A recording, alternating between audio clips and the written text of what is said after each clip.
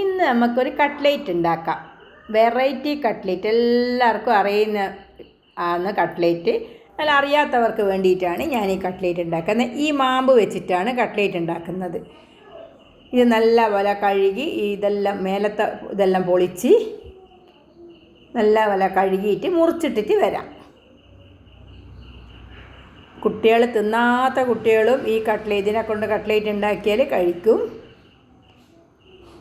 ഏത് കഴിക്കാത്ത കുട്ടികളും കഴിച്ചുകൊണ്ടിരിക്കും. നല്ല ടേസ്റ്റാണ്.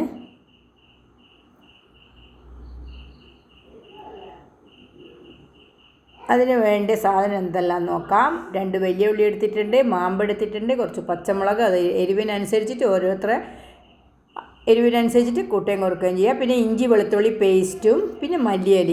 ഇത്രയും സാധനം എടുത്തിട്ടുണ്ട്. പിന്നെ 2 ഉരുളക്കിഴങ്ങ് കൂടെ വേണം. ഇനി ഇതൊക്കെ ചെറുതായി കട്ട് ചെയ്തിട്ട് വരാം. ഇപ്പം എല്ലാം ചെറുതായി കട്ട് ചെയ്തിട്ടുണ്ട്. ഉള്ളിയും പച്ചമുളകും മാമ്പും ഒക്കെ കട്ട് ചെയ്തിട്ടുണ്ട്. ഇനി സാധാരണ ഒരു പാൻ അടുപ്പത്ത് വെച്ച് അതിലേക്ക് കുറച്ച് വെളിച്ചെണ്ണ ഒഴിച്ച് കുറച്ച് കടുക്, നമ്മൾ ഉപ്പേരി തോരനൊക്കെ വെക്കുന്ന പോലെ കുറച്ച് കടുക് ഇടുക. അതിലേക്ക്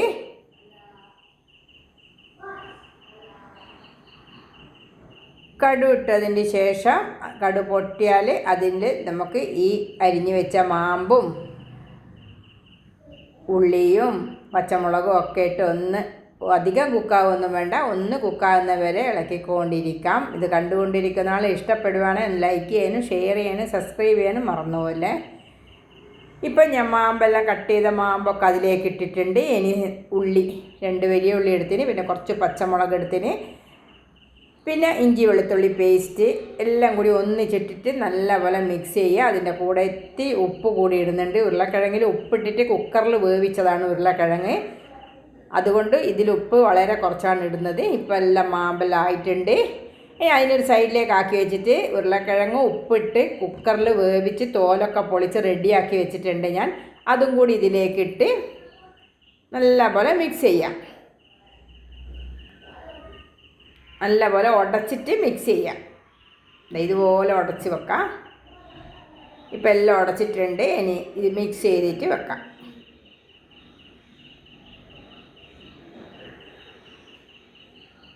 എല്ലാം മിക്സ് ചെയ്ത് വെച്ചിട്ടുണ്ട്. ഇനി ഒരു പാത്രം അടുപ്പത്ത് വെച്ച് അതിലേക്ക് കുറച്ച് വെളിച്ചെണ്ണയിലാണ് ഞാൻ പൊരിക്കുന്നത്.